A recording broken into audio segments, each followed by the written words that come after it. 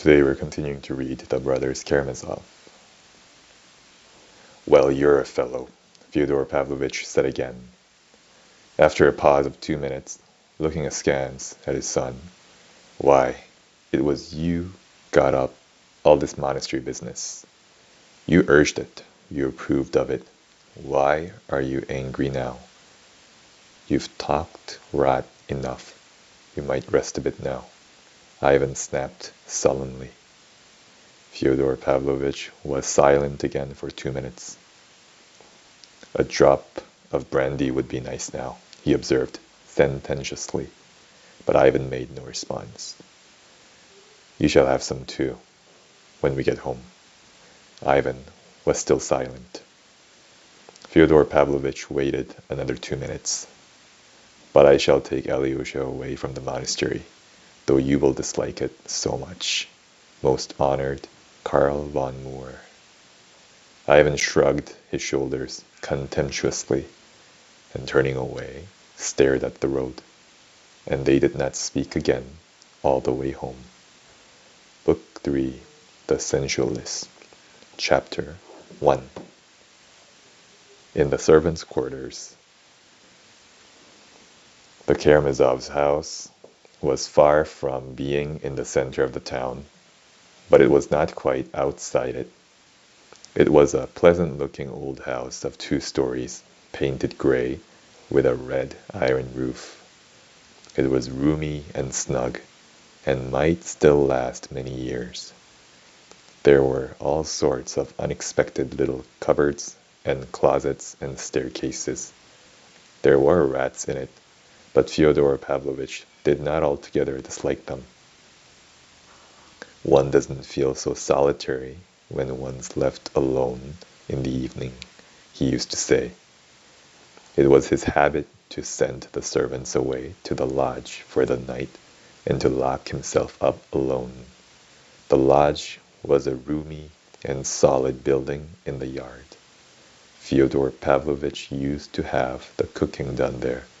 Although there was a kitchen in the house, he did not like the smell of cooking, and winter and summer alike, the dishes were carried in across the courtyard. The house was built for a large family. There was room for 5 times as many, with their servants. But at the time of our story, there was no one living in the house but Fyodor Pavlovitch and his son Ivan. And in the lodge there were only 3 servants, old Grigory and his old wife Marfa, and a young man called Smerdyakov. Of these three we must say a few words. Of old Grigory we have said something already. He was firm and determined, and went blindly and obstinately for his object. If once he had been brought by any reasons, and they were often very illogical ones, to believe that it was immutably right, he was honest and incorruptible. His wife, Marfa Ignatievna, had obeyed her husband's will implicitly all her life.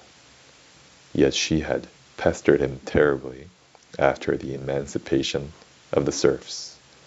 She was set on leaving Fyodor Pavlovitch and opening a little shop in Moscow with their small savings.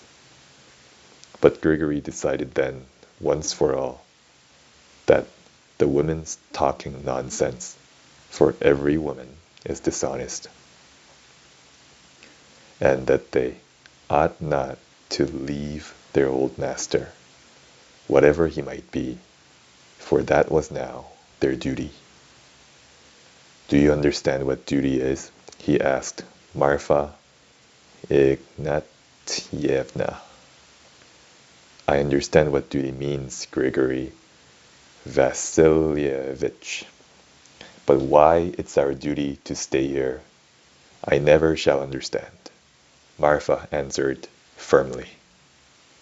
Well, don't understand then, but so it shall be, and you hold your tongue. And that's the end of the reading for today. Have a good day.